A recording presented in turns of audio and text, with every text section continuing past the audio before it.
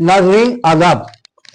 ये मेरे लिए इंतहाई मसरत खुशी की बात है कि अब जबकि इलेक्शन की तशहीनी मुहिम का आखिरी दिन है और मैं शहर के नामवर एडवोकेट जनाब एहसान अज़मी साहब से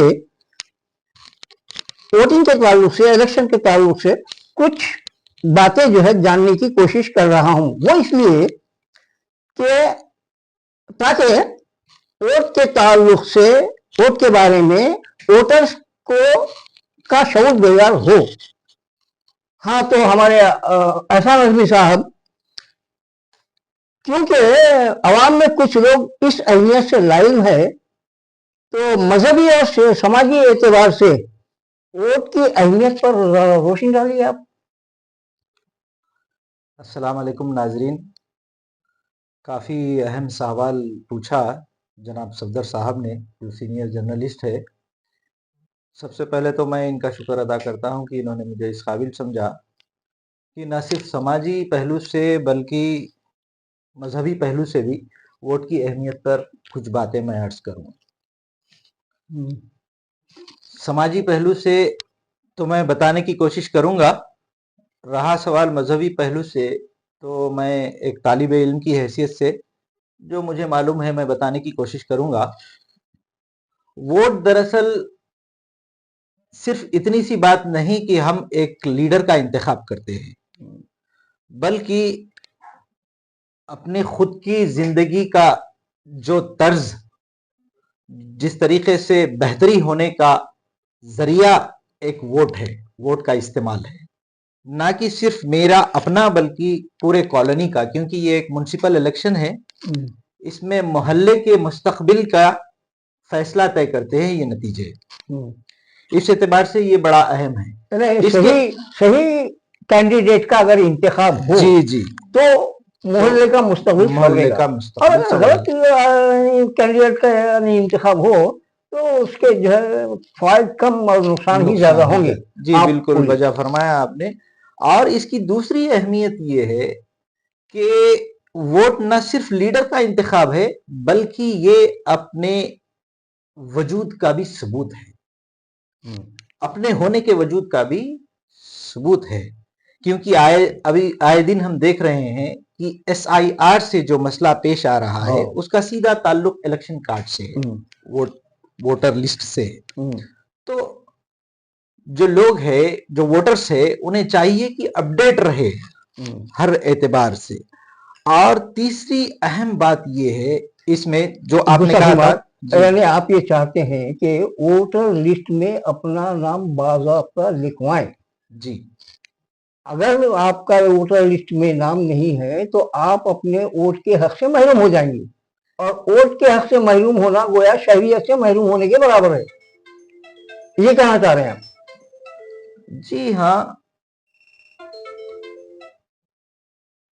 वोटर लिस्ट में नाम न रहना शहरियत से तो महरूम नहीं, लेकिन पेचीदगियां आएंगे, उसका फॉलो अप होगा। बात दरअसल अभी वोट की अहमियत के ताल्लुक से ये हो रही थी कि एक समाजी पहलू और दूसरा मजहबी पहलू। तो समाजी पहलू के एतबार से वोट की बहुत अहमियत है।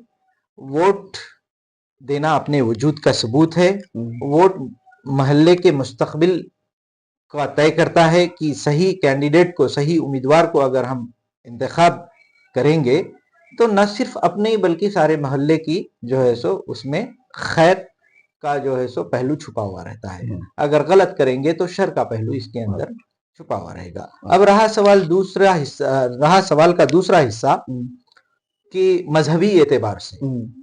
मजहबी एतबार से इसकी अहमियत इतनी है कि इसको एक गवाही के तौर पर दीन इस्लाम में बताया गया है कि शहादत, और शहादत को इतनी अहमियत दी गई है कि अगर कोई गलत गवाही दे वो कबीरा गुनाह में है। इसी तरीके से अगर कोई खामोश रहे, यानी वोट का इस्तेमाल ना करे, और आपके वोट के इस्तेमाल ना होने की वजह से कोई गलत उम्मीदवार इख्तिदार में आ जाए तो आप भी उसके कसूरवार होंगे, बल्कि हदीस की रोशनी में आप गूंगे शैतान हैं।